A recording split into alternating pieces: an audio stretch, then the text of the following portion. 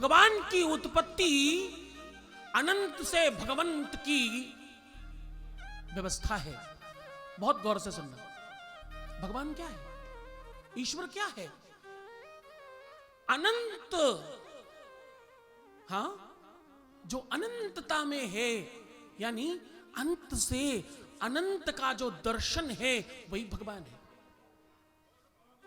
तुम भी जब अपने अंत पर पहुंचते हो ना, तो तुम्हारी उस राख को भगवंत माना जाता है, आत्मा को परमात्मा माना जाता है। कहते हैं कि मिट्टी में 17 प्रकार के रसायन पाए जाते हैं। गौर से सुनना, 2 मिनट की बात है। किसी ने पूछा कि पत्थर में भगवान क्यों? भगवान को किसी और धातु में क्यों नहीं माना जाता?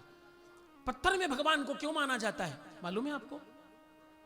कौन कौन ऐसा है जो जानता है कि पत्थर में भगवान क्यों? जरा हाथ उठाइएगा जिनको ये पता हो कि पत्थर में भगवान क्यों, जिनको मालूम है ये पहले से कि पत्थर में भगवान क्यों। पूरे की पूरे विश्व में जितने भी बड़े मंदिर हैं, तीर्थ हैं, जितनी भी हमारी पौराणिक जगह हैं, उन सब में पत्थर की मूर्तियां क्यों?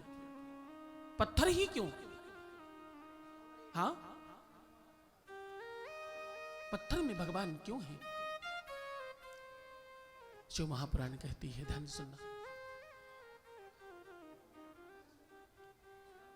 मिट्टी में 17 प्रकार के रसायन पाए जाते हैं।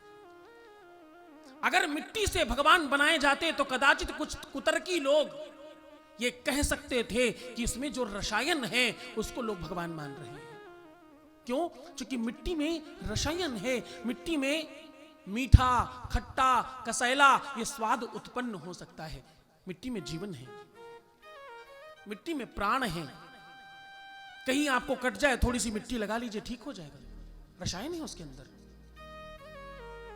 मिट्टी में बीज डालिए, बीज को मिट्टी पकड़ती है और आत्मीयता से उसे अंकुरित करके वृक्ष बना देती है। क्यों? क्योंकि मिट्टी में ताकत है और प्राण है।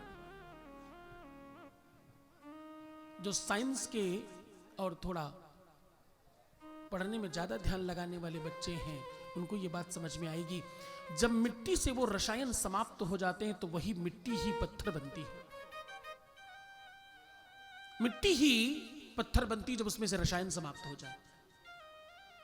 तो जब वो रसायन खींचकर निकल जाए, जब वो पत्थर बन जाए, तो कहते हैं आदि हो गया ना, अंत हो गया। इसलिए अंत में भगवंत है।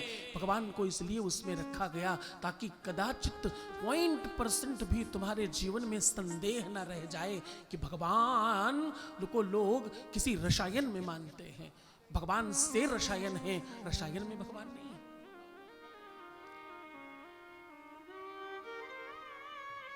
हर अंत में भगवंत है, हर आदि में भगवान है, हर प्रारंभ में भगवान है।